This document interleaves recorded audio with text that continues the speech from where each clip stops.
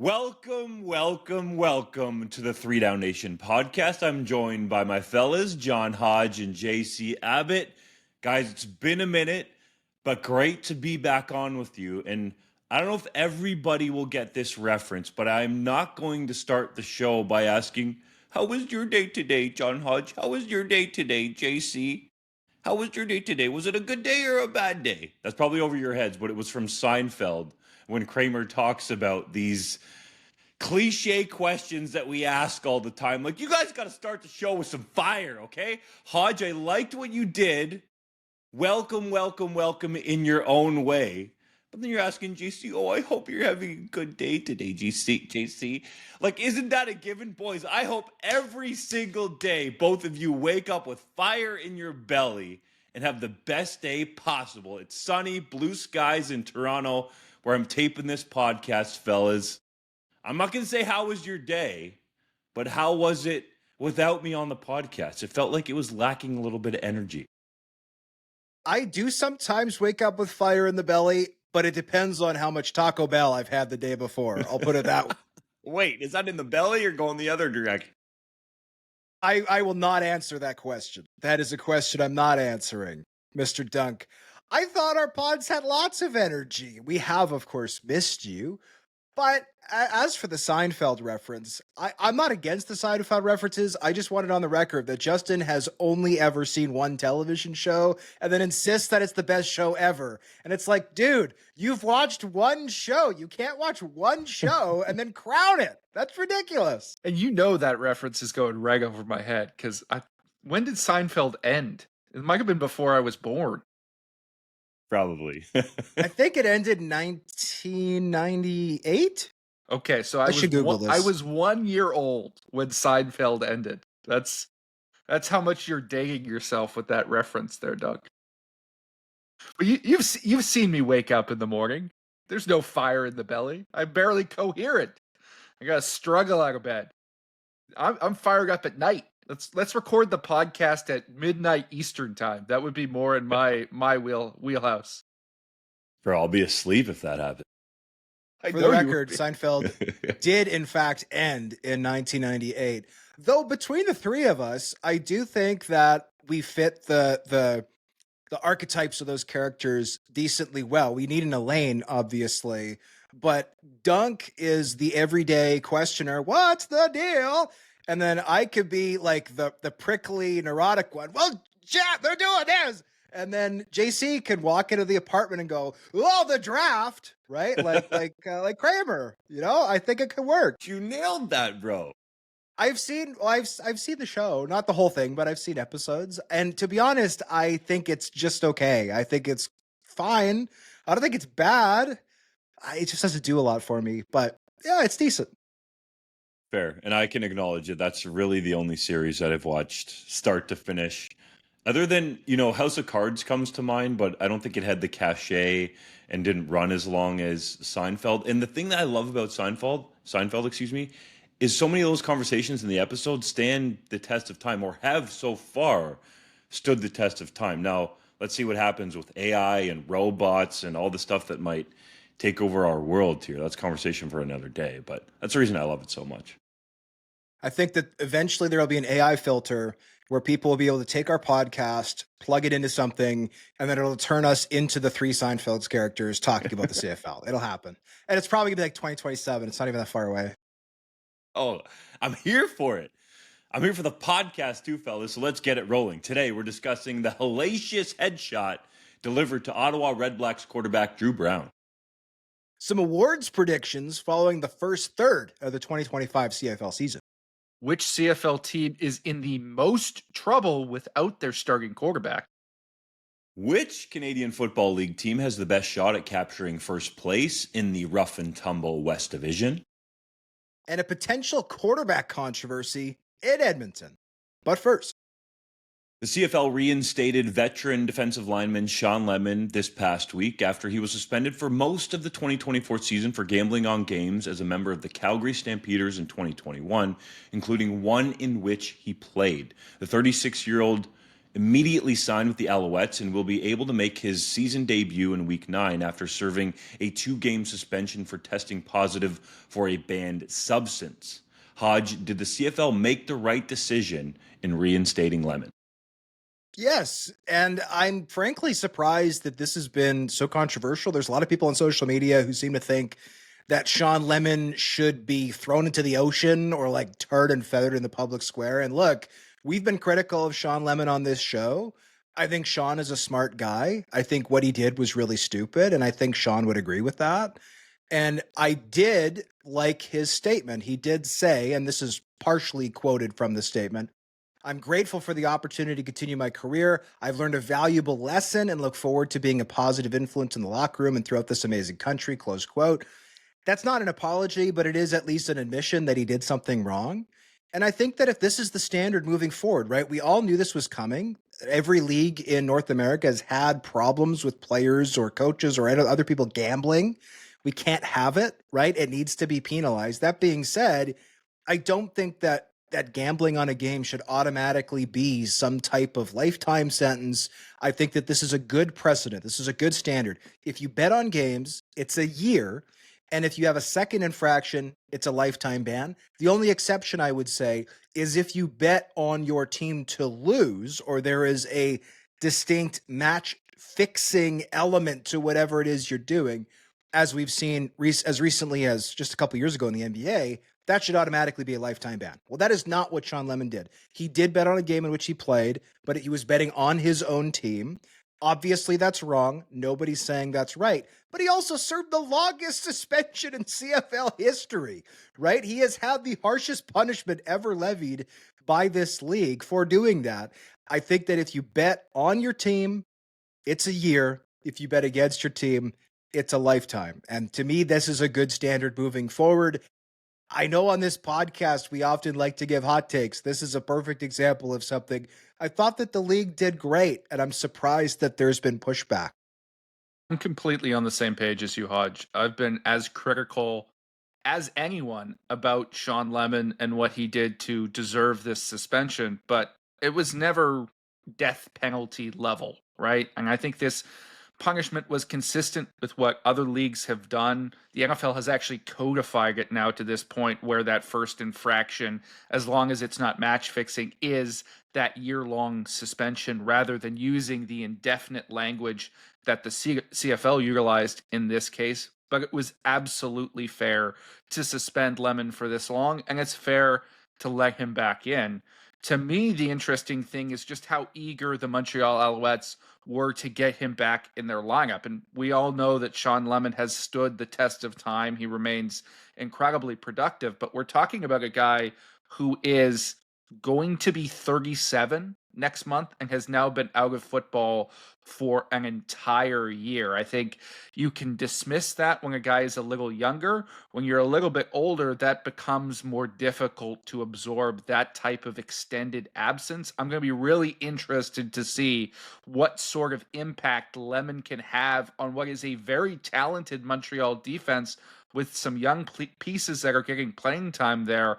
I don't know if long-term his addition is actually the best move for that franchise. I think you guys said it very well, and I'll agree with you, which makes for boring podcast content. But the CFL got this right. And I don't understand the hot takes out there. People saying that in other leagues, if Shawn Lemon had done this, he would be banned for life. Like, do just a little bit of research. Look at, as Hodge astutely referenced, the NFL and what they're doing. The NBA, the NHL had a player that was suspended for 41 games and came back for betting. So I felt like this balance was correct between Randy Ambrosie and then Stuart Johnston reinstating Shawn Lemon. And he had to go through a series of check boxes, let's call them, to actually be reinstated. So I totally agree with the CFL's decision here to bring him back. And he's going to have to prove, as JC alluded to, that he can still get it done at 36 going on 37, which he turns, I believe it's on August 25th, if I have that day right. Let me just check here. Yes, August 25th. So let's see what he can do with the Montreal Alouettes. He was a key piece to that Grey Cup championship team in 2023 but he's been out of football, as JC alluded to. That said, he has shown that he can continue to get after the quarterback well into his 30s, closing in on his 40s, but he's going to have to prove it once again.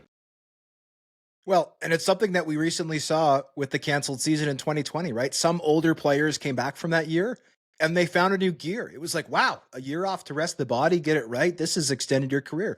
And some guys came back from that and it was like, oh, you're done. Like you don't have any more gas left in the tank. So I'm hesitant to say that a year off at this point of Shawn Lemon's career is a positive or a negative. I think it has the possibility to be both. I know Lemon, when speaking to the media in Montreal, said he's in great shape, said he's been working out. So if that is true and he's been putting in the work in the gym, then maybe it'll be an advantage, but it's hard to say. We won't know till the proof is in the pudding. That being said, I do think he could be a nice boost to the Alouettes. Shawn Lemon might not be an every down player at this point of his career. He doesn't have to be, right? He has to be that guy who comes in on 2nd and 8 and disrupts the quarterback, whether it's a sack, a pressure, a hurry, or whatever. That's his job. And that is a very, very valuable job in the CFL, as edge rushers who can disrupt and get to the quarterback. So we'll see. We'll see what Lemon's able to do. But I thought, again, just like you guys agreed, the league got this right. I don't think we need to talk about this anymore. Week 6 was not kind to CFL quarterbacks. Like, I think that's even understating it. It was terrible to CFL quarterbacks. Ottawa Redblacks quarterback Dru Brown was knocked out of his team's 30-15 loss to the Hamilton Tiger Cats after defensive back Deshaun Amos caught his face mask on a blitz. Winnipeg Blue Bombers QB Collaros was knocked out of his team's 41-20 loss to Calgary Stampeders when Clarence Hicks delivered a chest shot which caused the passer's helmet to bounce off the turf. Finally, the Montreal Alouettes have officially placed Davis Alexander on the 6-game injured list after he appeared to re-aggravate the hamstring injury he suffered earlier this year in his team's 26-25 come-from-behind win over the Toronto Argonauts. JC, which of these teams is in the most trouble without their starting QB? It's the Ottawa Redblacks, without a question.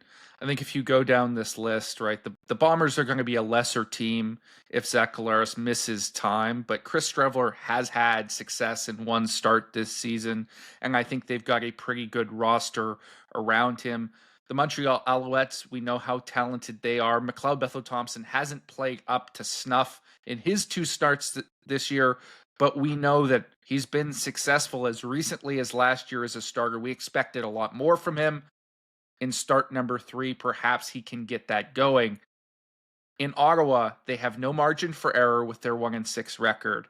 And I just don't think that they have the guy in behind Dru Brown to get it done. Dustin Crum has not looked good in any game where he's had to throw the football. In their one victory, he didn't really have to do that because it was in a torrential downpour and he could just use his legs to grind out a victory. That's not going to be the case every single week. And I think the Ottawa Redblacks are really going to struggle if Dru Brown misses any more time. And it's unfortunate because of all of these situations, that's the hit that was the most egregious, right? And I know there's a lot of CFL player or CFL fans out there who took issue with Deshaun Amos on that hit to the head and said he should have been ejected.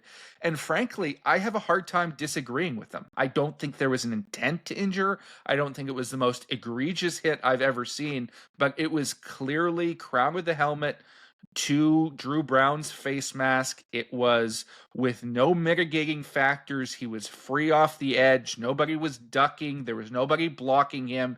He could have very easily lowered his point of contact and delivered a clean shot to Dru Brown. Instead, he came in high, and I think there have to be serious consequences for that when it happens, to ensure that it doesn't happen again, because we cannot have quarterbacks being put at risk to that degree in this league when we know how important quarterback play is. Now, Dru Brown should have probably done up his helmet, and maybe that would have lessened the impact of the hit. But even in that case, I think Deshaun Amos came in way too high, and the CFL needs to come down hard with their supplemental discipline in terms of what type of fine that they are going to lay for that blow. Bob Dice called for an ejection with TSN. He added it in his sideline interview with Claire Hanna, and I can understand that perspective, but let's provide a little balance here, okay? Because We all know the bullets are flying fast and furious out there. I do think there's a player safety element here, but at the end of the day, like, we're playing football. It's a contact sport. And if Dru Brown moves an inch to his left or an inch to his right, it's a different kind of a hit. And that's what Amos is trying to do in terms of sizing him up, coming off the edge on a blitz, almost at full speed. I get it. We want to protect the quarterbacks. Yes, we have to do that. But then it just creates this bigger conversation that I just can't comprehend about, well, why isn't the CFL protecting its quarterbacks? I think the CFL has done a pretty good job within the rules of trying to do that. Like, the strike zone on a quarterback now is so small. And you even have some of these ticky-tack quarterback hits, and I'm saying that as a former university quarterback in this country, that are being called as roughing the passer. Like, let's go back to the 2000s and look at some of those hits that were not being called and that were being viewed as okay in the game. I get there's an evolution just like everything else in our world, but at some point we're still playing football. I do think that Amos needs to lower the crown of his helmet, but I don't think there was intent there. So to go suspend a guy without the intent of trying to go directly at somebody's head, to me, that might set a dangerous precedent, because I just think the strike zone for these quarterbacks now is so small. Do we need the best quarterbacks on the field? Yes. Are the Ottawa Redblacks a less fun team to watch without Dru Brown at quarterback? Yes. But ultimately, we're playing football. It's a contact sport. I can understand Dice's frustration, but this is where I always find it intriguing when you get a coach's real perspective, which that clearly was, because Dice was in the moment, is what if that was the opposing team's quarterback? What if that was a Darius Pickett blowing up Bo Levi Mitchell? Would Dice be saying that Pickett needs to be ejected? I highly doubt it, but that's where there needs to be balance, and I hope that's part of the discussion with this situation and going forward about some of these hits that occur within the game of football. I'm going to push back on that a little bit before I let Hodge jump in. I don't think anyone's calling for a suspension, but we live in a world now, especially when you look at college football, where targeting is a thing, right? Automatic ejections for hit to the heads. And I think by any definition in college football, in the world that we live in now, that would have been an ejection at that level. And I think that is what concerns fans when they see that. It doesn't have to trickle down to the next game. We all know that people make mistakes and that plays are being made fast. But an action in a game like that impacts the actual game that's being played needs to go both ways. And I think Deshaun Abo should have probably been thrown out. For the record, I'll read from the CFL rulebook here to provide the context of why he may not have been or what the referees are considering. He was given a grade 2 roughing the passer penalty. For that, it's when a blow is delivered with the crown of the helmet to the head or neck of the passer, which it was, when the defender has a clear view to contact, which he did, and there are no mitigating circumstances such as the QB's helmet level changing prior to contact. They checked every box there for the grade 2. Actions that rise it to the level of an ejection, according to the rulebook, are contact on the passer that is deemed a non-football action. I don't think that qualifies. It was a football play, or an egregious example of a roughing the passer foul. And here's where we can debate it back and forth, because what does egregious mean in this context? Clearly, the referees and the command center did not believe this qualified as egregious. I think a lot of fans disagree. I think the Ottawa Redblacks disagree. But that language there is very subjective, and that's the root of the conversation here. That's very well laid out, my man, and I totally respect that side of it. I'm not necessarily saying what I said is my opinion. I just think there needs to be some balance there. And I always think of this with the coaches. Like I said, if that was a Darius Pickett on Bo Levi Mitchell, would Bob Dice have been okay with Pickett being ejected? I think that's the way that it needs to be viewed. Ultimately, for the betterment of the league, we would like to have all the starting quarterbacks be healthy, but this is also why football operations and general managers and coaches get paid, is because you have to have that next man up ready to go. Dustin Crumb's development as a passer simply has not happened. To get to answering Hodge's question. And I think the Redblacks are in trouble here if he continues to start football games because he's shown what he is. I think if you're Ottawa, you got to bring Tyree Adams up from the practice squad and give him an opportunity. Matt Schultz has clearly played his way out of favor there with Tommy Condell. Their relationship goes back a number of years, but for Schultz to even be benched for Crum is a major deal there, just considering the relationship with Condell. And if Ottawa wants to start winning football games or even have a chance to do it, Tyree Adams is intriguing. To me, we saw a little glimpse of it before he had that major injury. So I think that's probably the way to go before you start talking about potentially bringing in free agent quarterbacks, because at least Adams has been there in the building and should be somewhat familiar with the offense. Personally, I think the CFL called this one right as well. I don't think it was egregious. I think it was a 25-yard penalty. And by the way, thank you, JC, for looking at the CFL's rulebook, because rules should be decided during the offseason by the rules committee, and then the officials get a chance to study those rules so they can call the game accurately, right? I think there's a lot of people who, whether it's Redblacks fans, Redblacks themselves, or others, right, we get so emotional during the season. It's like, well, that should have been a lifetime suspension. That should have been a 50-yard penalty. And it's like, the officials' jobs is not to make SHIT up. That is not their job.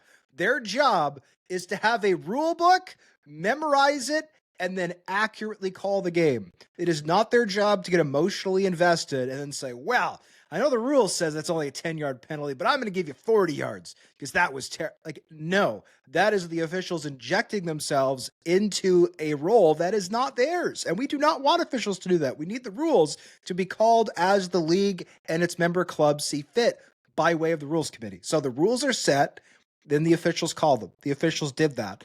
Did I like the hit? No. I think that, and I think, Justin, you made a great point with the strike zone of the quarterback. You're not allowed to hit above the shoulders or below the knee. I don't know why so many defenders then say, well, my goal is to hit you an inch below your helmet, right? My goal is to hit you on your upper chest. And I appreciate that part of the play, right, is you're trying to blow up the quarterback and cause a fumble. Or if the quarterback has started the throwing motion, like disrupt that.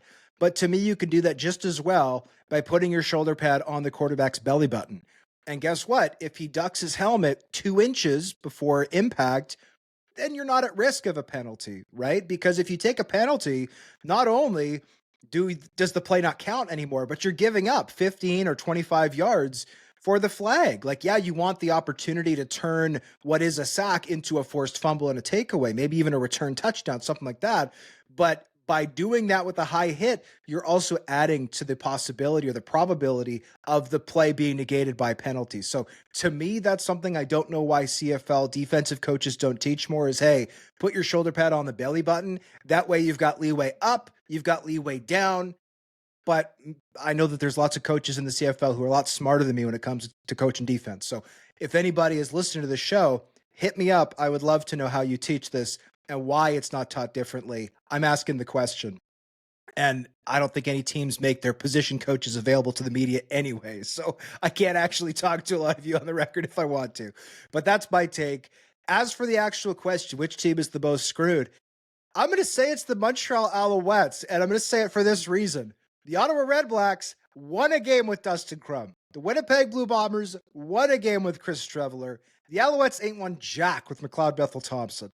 McLeod Bethel-Thompson has been a good quarterback in this league. Frankly, I was shocked at how poorly he played through 2 starts this season.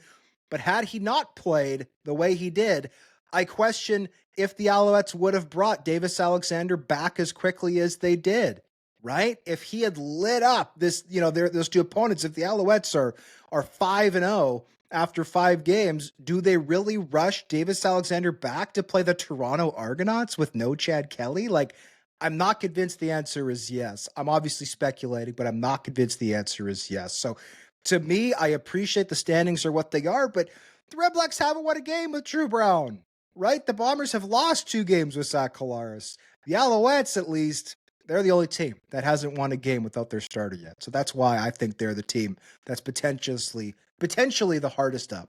You make a fair point there, Hodge, but if the Montreal Alouettes and go out and lose the next 3 games, it's not a crisis mode for that franchise, right? They still have the opportunity to come back. They've got a talented roster. They've built themselves a lot of goodwill in that city. I will say the other thing that came out of this Dru Brown hit is when we have a controversial incident like this and the coaches might say something in the post game, I end up having to listen to the local post game show to get the comments from the locker room. And I don't know that I've ever heard a fan base so angry and checked out and apathetic as the Ottawa Redblacks were on that occasion. Multiple people called into that show saying, I've been following Ottawa football for 60 years and I am done after today. I am no longer watching. See you next year or never again. Like, that is the situation they are dealing with in Ottawa, is their core base of fans no longer want to show up to the stadium. They only had 15,000 people there for that game after, developing a really strong atmosphere and strong fan base in the early goings of that new franchise. It's all been eroded. They have no room for error at this point if they want to keep fans engaged. That's the unfortunate reality. And if you don't have Dru Brown, you run out of a lot of options. So I don't think it can be anyone other than Ottawa just because of that context. I will say this, and credit to the fans, they deserve to be frustrated. But when people say, I've done this for 60 years and I'm done, that sounds a lot like me being like, I'm done with the McDonald's drive-through. I'm never going through again. And then 3 days later, it's like, oh, damn, that's right. I said that thing. So I'm a little skeptical. That's all I'm saying. Of those McDonald's, they're gonna keep supporting. It's like a hamburger restaurant. You go and they give you like fast food. I don't know if you've ever been there. Barfing in my mouth. Have you ever eaten at McDonald's, Justin? Ever? I have when I was a kid, but I can't remember the last time I ate there. It was probably like a Happy Meal when I was like 7 or something. Okay, fair enough. Dunk is not a real human. He is an automaton that runs on quinoa. And kale. Don't forget kale. Hodge, though, you brought up a great point about the Montreal Alouettes. Would they even be in this situation where Davis Alexander could potentially be out longer term? Like Jason Moss's comments, to me, didn't really make sense. Like, he's your franchise guy. You're going to get asked about him. Okay. And the CFL likes to call itself the most accessible league on the planet, perhaps, or the most accessible league in North America, let's say. And Jason Moss is out here saying, don't ask me about my starting quarterback. It's like, bro, that's your franchise. That's the guy that has tied a CFL record by going 8-0 to start his career. Like, why once a week can you not answer a question about his update? Like, not only do the media want to know, but more importantly, the fans want to know. And ultimately, the fans, in a roundabout way, pay your salary. So I don't get what the big deal is. Just answer the question, man. But did the Alouettes rush him back too early? I think Hodge's point is bang on. It appears that is the case. Do you want to have him on the field? Yes. Does Davis Alexander want to play? Yes. But it seems like he came back too early because, guys, even early in that football game, he didn't look 100%. Now, I'm not saying within an 18 regular season that you're going to get all the way back to 100%. But he looked much less than 100%, favoring that leg where he has the issue. Well, and local reporter Pablo Herrera Vergara, who does great work for us at 3DownNation, was messaging all through the game. Like, he sees Davis practice on a regular basis, and he was texting us during the game. He's like, Davis does not look 100%. Like Davis does not look 100%. He looks like, and then lo and behold, albeit a game-winning touchdown, great play by Davis Alexander, but he pulls on the hammy, and it's like, well, we might be back to square one with this rehabilitation that maybe was supposed to take 6 weeks the first time. They rushed him back after 3.5. So anyway, and look, the Alouettes, yeah, they're 4-2. They can afford to lose some games. I guess what I'm saying more so is they have a chance with the current situation in the East Division to push for first place. They might be sunk. The Redblacks are 1-6. They might have been sunk regardless of who's under center. I think the Alouettes might have the most to lose. If you're the Alouettes, do you start James Morgan at quarterback over McLeod Bethel-Thompson? No, you start McLeod with a short leash, in my opinion. also Caleb Evans is there. And Caleb Evans looked great in the preseason. I know it's preseason. I know he's struggled at times when given starts, but he's still a guy who has won games in the CFL, who was ahead of Davis Alexander on the depth chart last year. I don't think you're leapfrogging him for any reason. Let's give Caleb Evans some respect here. Good point, mustache man. We are officially 1/3 of the way through the 2025 CFL regular season, which means it's time to start considering which players are the front runners for major end of season awards. Dunk, if you had to pick today, who would you vote for MOP? At first I thought this could be a difficult decision, but based on the first 6 games, it has to be Kenny Lawler, the human highlight machine. All due respect to Bo Levi Mitchell. I know you threw for over 5,400 yards last season. You're killing it this year. But Kenny Lawler has taken this offense to a new level. He has been spectacular. His 8 touchdown catches in 6 games, fellas, averaging over 100 yards a game, while being, oh, by the way, I think people need to remember this, the focal point for defenses game in and game out in terms of game planning for this dude. It doesn't matter if there's 2 guys on him. He still outjumps them, goes up above the rim, and dunks on people time and time again. This guy is the odds-on favorite to be the MOP. If he even comes off his pace a little bit, I think he can still win it. Most importantly, like everything else we're going to talk about in this discussion, guys got to stay healthy. Kenny Lawler is doing it so far through 6 games. If he puts it together, most of the rest of the regular season, I think Lawler could be the first receiver to win MOP since what? G. Roy Simon? I think G. Roy was the last one to do it. Was that 2006? That's what I wanted to say too. Well, Milt won it in 02. Brandon Banks, guys. Oh, true. Oh, Banks true. won it in 19. Whoops. I still think of Banks as a returner, but yes, he did it largely for what he did as a receiver in 19. So I think those are the 3 this century. It's Milt in 02, Chad 06, G. Roy, and then 19. Chad Owens in 12. 2012. Fair. Again, a receiver returner kind of hybrid, but fair enough. So it has happened 4 times. If we're not missing anybody else, and I can stop putting my foot in my mouth. But no, I think Kenny Lawler's the pick for MOP. To me, the obvious second choice is Bo Levi Mitchell, which is why we need to change the way that these awards are done. If the 2 best players for an award are on the same team or in the same division, that shouldn't matter. I think the West Division nominee would be Trevor Harris or VA. I can go either way on that one, but regardless, the top pick should be Kenny Lawler, and the second pick should be Bo Levi Mitchell. Most outstanding defensive player, and by the way, I've gone through all these awards, so I'm going to just throw out some names.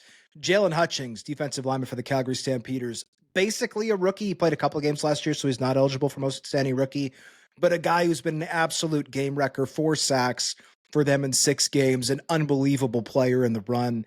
I think 2 guys who stand out on top of that are Darius Pickett and Derek Moncrief, both strong side linebackers for Ottawa and Calgary respectively. But Hutchings is my pick a third of the way through the season. Obviously, we're only a third. These things can change. Most outstanding Canadian is Nathan Rourke, 10 touchdowns, 4 picks. You can't really argue with that. Some guys who I would give some props to, Nick Dembski, Isaac Adeyemi-Berglund, Kevin Mattal, Adrian Green, who's been really good on the corner for the Stamps. I also think Tyson Philpott. Most outstanding offensive lineman, if I had to give it today, maybe Jamarcus Hardrick, right tackle in Saskatchewan, but guys who I think are right there. Logan Furland, who's been at center for the Riders. Zach Williams, who I think has been great at guard for the Stamps. Brandon Revenberg, who honestly has been an honorable mention or a runner-up for this award so many times. I think we just give him one. I feel bad that he's never won one. Most outstanding special teams player, I think, is Isaiah Wooden, Hamilton Tiger Cats. Some people who I think deserve a nod, though. Mark Leggio and Sean White are both perfect on their field goals. And Sergio Castillo has been very good in Winnipeg. 58-yarder was no joke this past week. And then most outstanding rookie, I love the love for Damian Alford. I think it could be him. I think Derek Sluka, safety in Toronto, has been excellent as well. Travis Tice, I think, has been very good in Montreal. Christopher Fortin, first-round pick out of UConn, who's been at center for the Stampeders. He's been excellent. And then I also think that Matthew Peterson in Winnipeg, though his numbers will fall, obviously, as Brady Oliveira gets the starts, but he was great through the first third of the season when called upon. So those are my picks. And in case people yell at me, players who are ineligible for most outstanding rookie because they played games last year include Mario Kendricks, who's been great for Hamilton on their D-line, Andrew Chatfield in Toronto, who leads the CFL in sacks, and Hutchings, as mentioned. So some guys who you think of as rookies, not actually eligible for most outstanding rookie, but those are my picks. And I'm curious to hear what people think about them. I think you've nailed it basically across the board here, Hodge. I'd push back on some of your honorable mentions, as it were, but basically none of your selections. I really like the pick of Jalen Hutchings as most outstanding defensive player to this point in the season. I don't know that he's getting enough love across the board from CFL fans because he plays in the interior, and yeah, he has 4 sacks, but it's not exactly crazy numbers yet at this point. But this guy's basically noticeable every single snap he plays. He demands double teams. He's penetrating in the run game. He's opening up sacks for other players on that Calgary D line because he's twisting or spiking, and he's demanding so much attention. He's a player that probably should be in the NFL right now if he hadn't gotten hurt his senior year at Texas Tech. He's a physical freak. I don't think he is long for the CFL, and we should really be enjoying him and lauding him while we have him because he has been sensational. I also think another Calgary player that deserves more love maybe isn't going to beat out a guy like Garrett Sluka or Damian Alford because he won't have stats for people to look at. But Christopher Fortin at center for the Stampeders has been a revelation, right? What a sensational draft pick by that Stampeders staff at 8th overall. He should have never fallen that far. I think moving him from guard to center has been a great move. He's been solid. He's making the calls for what might be the best offensive line in the CFL right now. Really stout, getting the job done in the run game. He has been plug and play. And at a position as difficult mentally for a rookie at center, that's super impressive. I really want to note Hutchings because, you hear big name guys get moved in the offseason, namely Mike Rose being released by the Calgary Stampeders. Fans freak out, right? But sometimes, and the majority of the time, quite honestly, if not all the time, teams have somebody waiting in the wings that's shown flashes here or there that they believe can have a season like Hutchings or can at least fill in that role, perhaps not to the level of Mike Rose. And I don't think Hutchings has performed to a level that anybody expected him to, because I think it's way above what anybody in Calgary probably expected. But these are some of the moves that happen. I think we need to give credit to the Calgary front office. Dave Dickinson is the head coach and general manager there. Brendan Mahoney, the assistant general manager there, played a role in this decision with Hutchings because he did show a little bit at the end of last season. And now they've been proven to be right, at least through 6 games in this season with what they've done, especially on defense, turning it over. Literally, there's 12 new starters over there, but in particular, releasing Mike Rose to give Hutchings that opportunity to start in the middle. Without releasing Rose, we have no idea potentially what Hutchings can do, or perhaps he's just a rotational guy. So I think that really needs to be pointed out here. And when these moves happen, next offseason, big names released at a certain position, there's a likelihood that the team probably has a plan. Do the fans like it if it's a known name like Mike Rose in Calgary? Probably not. He ended up in Saskatchewan. He, too, is having a pretty good season himself. Not quite as good as Hutchings, but I think it's worth noting. The Calgary Stampeders and Saskatchewan Roughriders have pulled away from the pack in the West Division. Both sit at 5-1 through 6 games. The two teams meet again in Week 12 when they play for the second and final time at McMahon Stadium. If you had to project at this current moment in time, fellas, which team will finish first in the West Division? It's the Calgary Stampeders, and that's no discredit to the Roughriders. They're 5-1. They've had a very good season. I picked them to lose in BC this week, and they played a great football game in all 3 phases. So credit to them, not taking anything away. But the Stampeders, over the last 3 weeks, I said something to the effect of this 2 weeks ago. I'm going to double down on it. This 3-game run that the Stampeders have been on is maybe the most impressive 3-game run by any CFL team since the pandemic. Like, they host the Bombers and mollywop them, 21-point home win. They go into Regina, have to play a day late because of smoke, and they win by double digits again. And then on a relatively short week, 5 days of rest, they have to travel again, this time going into Winnipeg on an emotional night at Princess Auto Stadium, sold-out crowd. And yeah, the game was close when Zach Collaros went down, but still, they take full. It was a clean hit that knocked Zach out of that game, and they take full advantage. 21 points. Like, this team has beaten the Blue Bombers by 42 combined points in 2 meetings this season. That is unbelievable.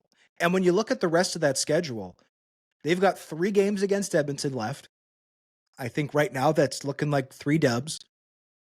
They get Montreal this week. Tough matchup, but again, no Davis Alexander. That makes it a lot easier. And through the rest of the season, they've only got 1 more game against Saskatchewan. Guess what? They're plus 14 on the point differential. They got a great chance to get that season series. And they only have to play Hamilton one more time, and they only have to play Winnipeg one more time. Like, the strength of their schedule is not strong at all. Like, they've had the toughest third of their season already, and they're 5-1. And another crazy stat, I pulled this yesterday as I was going through my notes. The Stampeders have yet to be favored in a game this year. They're 5-1. They have not been favored in a game this year. Also, the only quarterback to beat them is Dustin Crum, which is another insane stat, but whatever. Maybe he's their Crump tonight. I don't know. But regardless, Crump tonight. Sorry, I watched that Superman movie. It was pretty good. The Stampeders are the number 1 team in the West Division. To me, I think that's where they'll finish. Again, it's early in the season. Lots can happen. But right now, I don't think you can make an argument against that. They're the favorite to win the West Division. I, too, watched that Superman movie, but it was just Vern Adams Jr. doing a spinorama before throwing it up to Damian Alford for a deep touchdown. I think that counts, right? No, I think there's a ton of credit that needs to be given to the Calgary Stampeders front office. I mean, we've sat on this podcast for the last number of years as that franchise slowly declined, and we've thrown shots at them for a lack of change, a failure to bring in talent, all these different things. And Dave Dickenson, to his credit, made some very controversial moves this offseason, moving on from long-tenured coaches like Mark Killam and Brent Monson, making decisive player personnel moves and bringing in Vernon Adams Jr. and Folarin Maromalade, and really changed the whole philosophy around that team, right? They went out and got talent. They found players. They were willing to upset the apple cart, as it were, in order to do something different. And it's worked, right? And it looks like it will continue to work. This doesn't seem like a fluke. It seems sustainable. So as much as we criticized Dickenson and that organization, they deserve a boatload of praise because they've done something I didn't think they could, which is change that dynamic without a change at head coach. They've done it. They're continuing to do it. And I think they are going to be the favorites, not just in the West Division, but in the CFL going forward, unless something happens to VA. They have the pieces, in my mind, to keep getting it done. You know, in our last segment, fellas, we talked about end-of-year awards. Well, right now, Dave Dickenson has to be far and away the favorite for Coach of the Year in the Canadian Football League. If there was an award for General Manager of the Year, he would likely get that too, along with the other people who have helped him in the front office. I named Brendan Mahoney earlier as a key one of those. Cole How about Huffnagel Dwayne Cameron for just a second with what he's done in the draft, right? The last couple of years, 2 starters on that offensive line in the first round. Damian Alford at first overall, like the pieces, even of the depth of that roster has vastly improved. What a credit to him. The CFL draft doesn't matter crowd is shaking right now. They're shaking. And, you know, don't get it twisted. John Huffnagel is still involved with his team. You know how I know that, fellas? He was down bright and early, working out at Hotel Saskatchewan. I like to get my workouts in early on game day. Now, that game was supposed to be played on Friday, so technically it wasn't game day. But anyway, on the Friday, The game was eventually played on the Saturday at a much earlier time, but he's still around this football team. So I think even we need to give some credit to John Hufnagel, because we know that he's still somewhat involved in the team to the degree I don't think the Calgary Stampeders or Dickinson really want to share, but he took some shots too as this franchise was on the decline. Let's not forget, they haven't won a playoff game since the Grey Cup in 2018. It seems like this team could win a playoff game in 2025. And this reinvented roster has, quite frankly, been unbelievable. And that's why they are indeed the favorite to be first place in the West Division. I do think Saskatchewan is going to challenge them, though. When you break down that game, 24-10, it was kind of a tale of two halves, but really the physicality from Calgary was what stood out to me. They dominated on both sides of the line of scrimmage. Corey Mace essentially said that, his team got out physical, got whooped, however you want to phrase it there. Saskatchewan knows they have to be better, and I think they can get to that level of physicality to compete with Calgary. But going into that game, AJ Ouellette had been running strong. The Riders as a team and Ouellette as an individual were leading the league in rushing yards, and he's held to 6 carries for 9 yards. Now, on the flip side of it, in the second half, Trevor Harris comes out and throws for over 300 yards, which hasn't been done by a Rider quarterback since Kerry Joseph in 2006, by the way. And there were a couple of key I think it was 2 3rd and 3s actually, in that ball game where Corey Mace elected to go for it. And I'm only talking about this in hindsight, and I like the decisions to go for it, but if you kick a couple field goals there, then it's a one-possession game coming down the stretch, and maybe it looks a little different. I like the aggressiveness. I think it's a new approach. I still think it was the right decision to go for it. I'm just saying, talking about that game in retrospect. So that game in Week 12 at McMahon Stadium, is going to be a great one. But I think right now the Stamps are the class of the division. They should be given their flowers. And I think that people need to understand that we were calling it how we saw it, as the Stampeders were on a steady decline. As much as some people in the organization might not have wanted to have heard it, but now we are on the other side singing their praises because the team has done so well through 6 games. Let's not get it twisted, though. It's 6 games. 6 games does not a season make, and it doesn't win you a Grey Cup. But this team right now looks like the class of the Canadian Football League.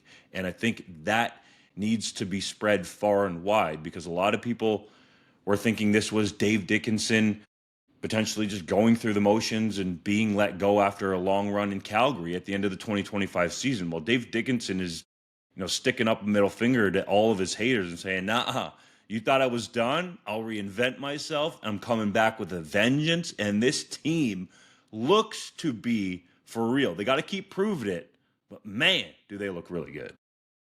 Well, and I'll add one more thing to any members of the organization who thought we were harsh. And I agree, we weren't too harsh the last few years. But if you thought that and it made you work a little bit harder to get back to where you are now, you're welcome. You're welcome. They're going to hate that. Well, they can feel however they want about it. They're entitled to their feelings. But sometimes in life, you don't work as hard as you otherwise could until you get that pushback and it lights that fire, or in some case, relights that fire. So if the criticism, whether it's from us, others in the media, whatever, your own fans who, again, attendance has consistently dropped in Calgary. I think last year was flat, but had dropped basically every year for 10 years previous to that. Hey, the alarm bells were going off. You got it fixed. You're at the top of the West Division. Good for you. Mark Killam was non-committal regarding the status of Tre Ford, telling 880 Ched, quote, "We're just going to have to wait and see on that one," close quote, regarding the starting QB spot. Which quarterback should the Elks start this week? Ford or Cody Fajardo? I think I'm going to ruffle some feathers here with my take on this, but it has to be Cody Fajardo. It has to be Cody Fajardo, guys. And we've given Tre Ford a long leash. We've sung his praises. We've demanded he be put in. And he hasn't answered the bell. And I know he was sort of trending in a positive direction before their last game, but I watched him against the BC Lions, and I wish I hadn't, because that was about as bad of a quarterback performance as I have ever seen in the CFL. 34 yards passing, gentlemen, and he basically didn't get pulled until the 4th quarter. That is egregious. It's indefensible. He was missing throws outright. And you just can't continue on that track when you're a team like Edmonton that is bleeding in terms of its reputation, in terms of trying to get fans in the stands and reinvigorate that city.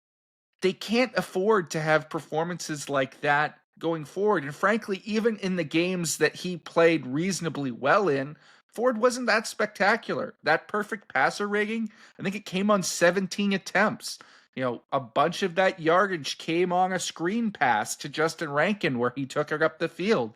Another one was a deep shot that Javon Leake basically bailed him out in double coverage. Like, these are not the type, or this is not the type of production that great CFL quarterbacks necessarily rely on, right? And I think there needs to be a change. I don't ever think that Ford was a great fit for what Jordan McSimic likes to do on offense. I think they are an awkward coupling. I don't know that anyone has done enough to maximize what he can do with his legs. And frankly, when I listen to him talk in the media, I don't hear a guy who is taking responsibility for his own failings, right? He feels like he's in a good place. He's trying to keep level-headed. I appreciate that might be his mindset, but I just sat in front of Nathan Rourke on Saturday after he had a terrible game, and he put it all on him. He said, look, I'm not doing enough for this team. I lost us this game today. I don't hear that from Tre Ford right now, and a starting quarterback should be saying those types of things. I think from all perspectives, they need a fresh breath of air into that organization that Cody Fajardo might be able to provide, because they have too much talent across the board to be failing the way they are. Let's get it right. Tre Ford terrible and Nathan Rourke terrible were much different games. Oh, okay. Dramatically different. But I'm like, Nathan Rourke was terrible by his own standards. He still threw for over 300 yards, and he blamed the loss on him. Tre Ford's thrown for 34 yards, and then he comes back a week later, and he's telling the media, I actually think I'm in a good place, right? I'm just glad I saw the reads. Well, you didn't hit the reads. Maybe take some responsibility for that. Those comments really rubbed me the wrong way. To me, the key with this football team last year during that run was the running game.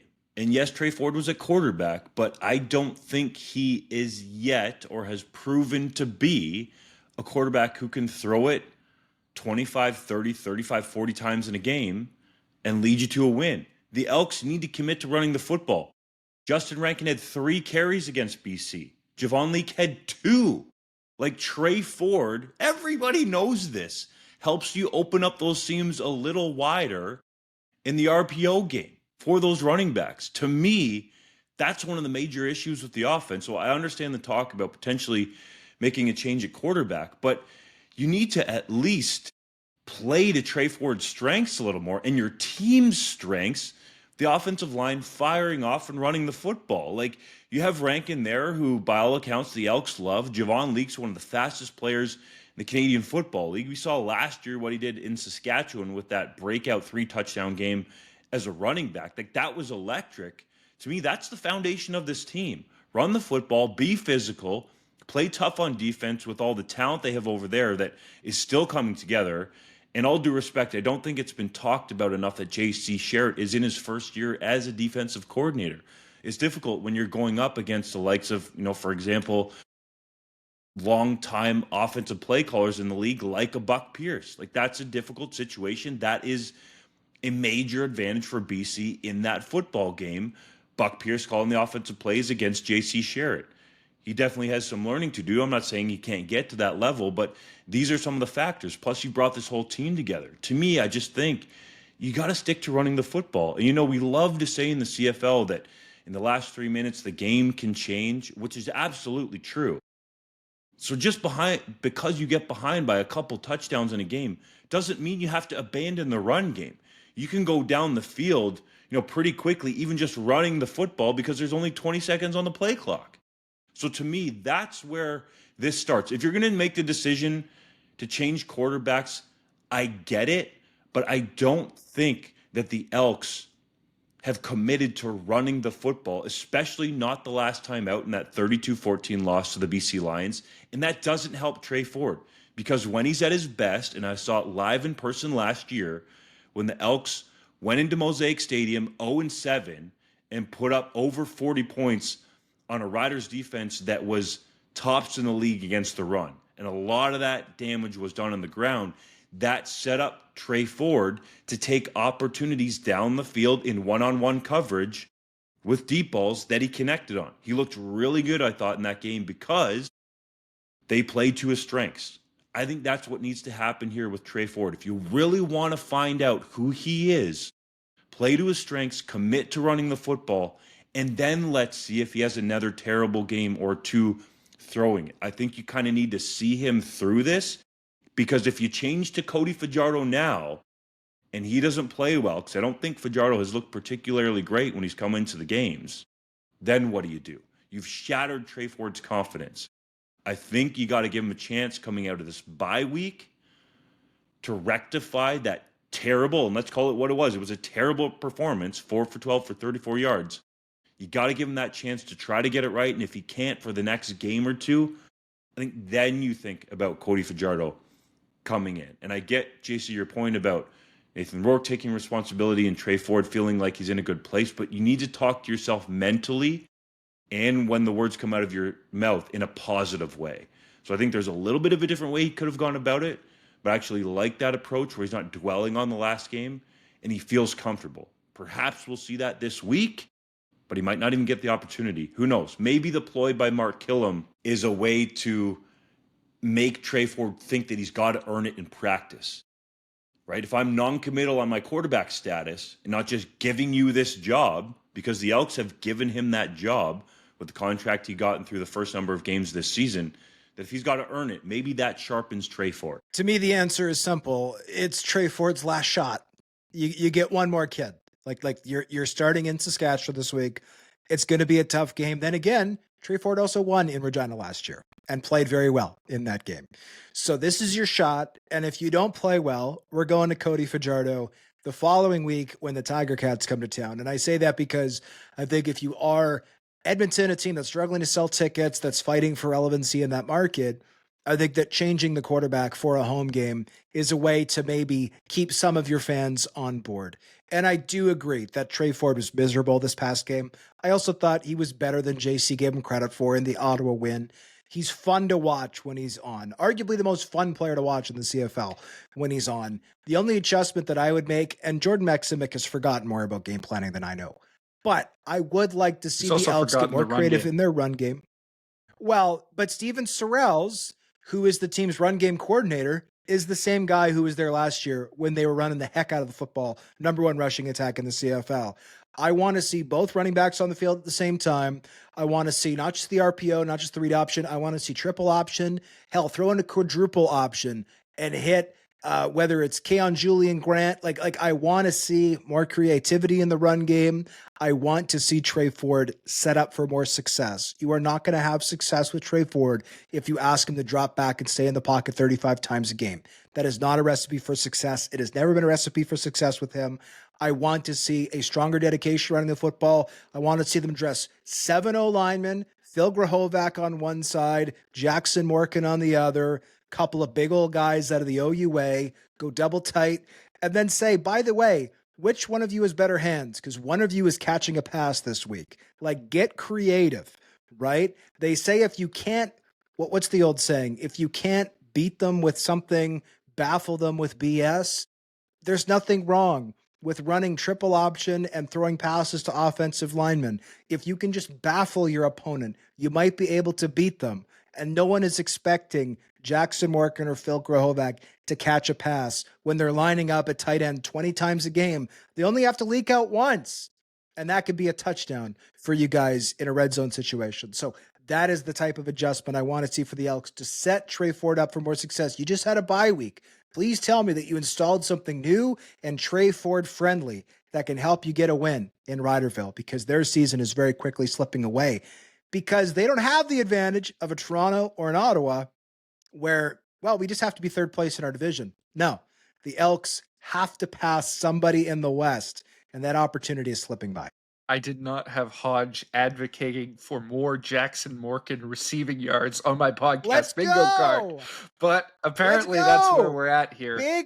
Big man tutties. I want to see big man tutties, and the Saskatchewan Roughriders are not spending part of the practice week going, what if Phil Grahovac they are runs now. a 5-yard out this week? Well, maybe. I don't know. It worked when the Bombers hit Tui Eli. It worked when the Argos hit Ryan Hunter. I'm just saying. It's now time for a brand new segment on the podcast. By popular demand, this is JC's Random Neg Lister. Let's go. Popular demand. We got like 3 or 4 comments that people want this segment. So I'll start off. That's popular demand. With a fun one, because I think this is going to create some buzz and really make this segment real. We'll go to the Saskatchewan Roughriders. Why can't Hodge introduce you properly with your new title that you have? Which one? Which new title? CGS. I think he's talking about CGS. Yes.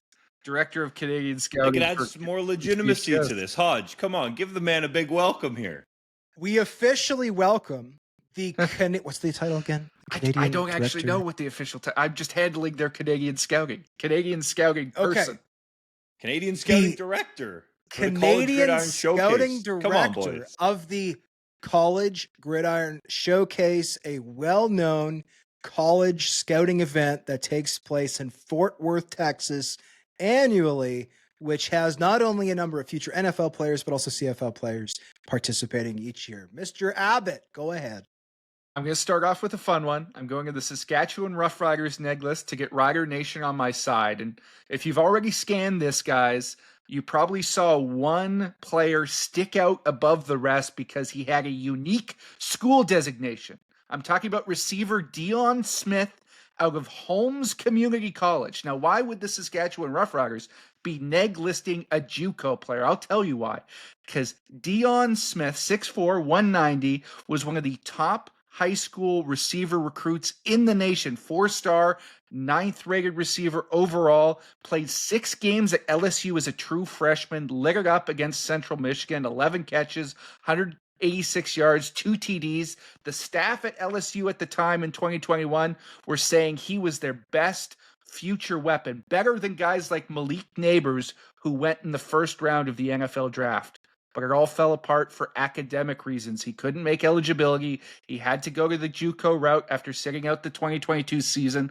Lit it up down there at Holmes with over 1,000 yards and 12 TDs in 8 games.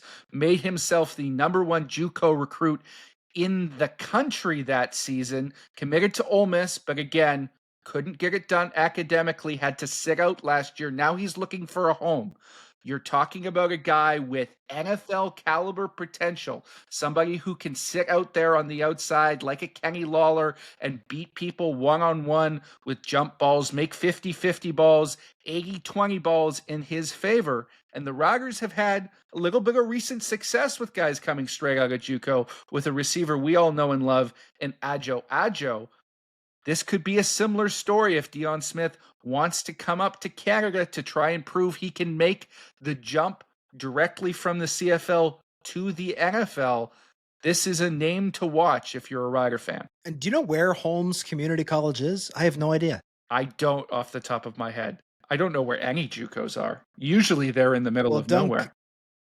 Dunk can Google it. I'm going to read out Hodge's heritage moment. We are keeping this segment as well. On this day in 1989, Edmonton defeated the Calgary Stampeders by a score of 54-4, marking the first of 3 times the team would hold its opponent to less than 10 points in a game. Edmonton's defense would set a new record at the end of the year after allowing just 302 points. That's 16.8 per game, the fewest ever over an 18-game season. JC, do you think we'll ever see a team give up fewer than 16.8 points per game in the CFL again?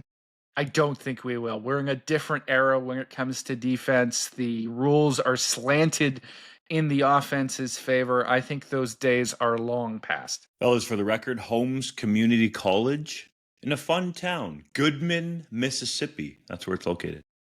Goodman, Mississippi. What's the population of Goodman, Mississippi? One less really when it'll Goodman, be one less Mississippi. when Dion Smith comes back up to Canada. There we go. It's a population of 1,000 258 as of the last available census. There you go. Guys, Regina will be a burgeoning metropolis. To him, it will be. But where's my segment? JC's got one. Hodge has got one. Anytime we talk about Canadian quarterbacks, this is your segment. Fair. Let's go to the 3-minute drill. BC Lions defensive back Deontay Williams was fined for spearing an opponent in week 6. Does he play too physically? I don't want to say too physically, but I think he should, if for no other reason than, obviously player safety, but then saving his money. I think he should try to play maybe just a little bit more in the lines.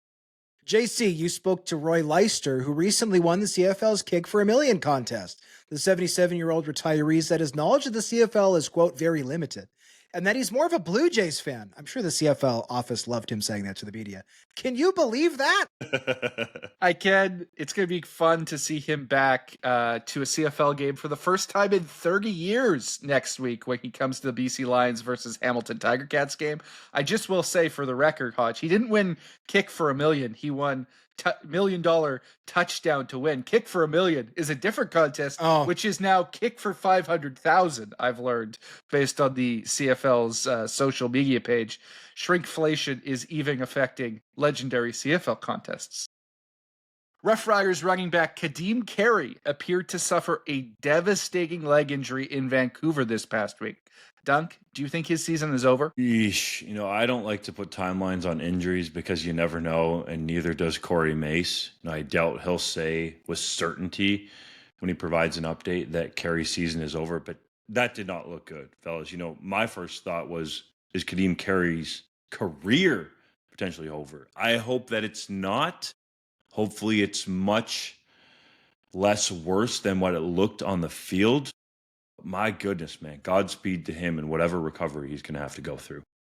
Longtime Winnipeg Blue Bombers kicker Troy Westwood is being inducted into the Manitoba Sports Hall of Fame. Worthy selection, right? I couldn't believe he wasn't in already. Troy Westwood not only played for the Blue Bombers forever, he's from Dauphin, Manitoba. He was born in the province. He set records for the team. I think he's 4th all-time in CFL scoring. I can't believe it took this long. AJ Ouellette recently teased his former Ohio University teammate Nathan Rourke, calling him, quote, a freaking nerd, close quote. JC, do you consider Rourke to be a nerd?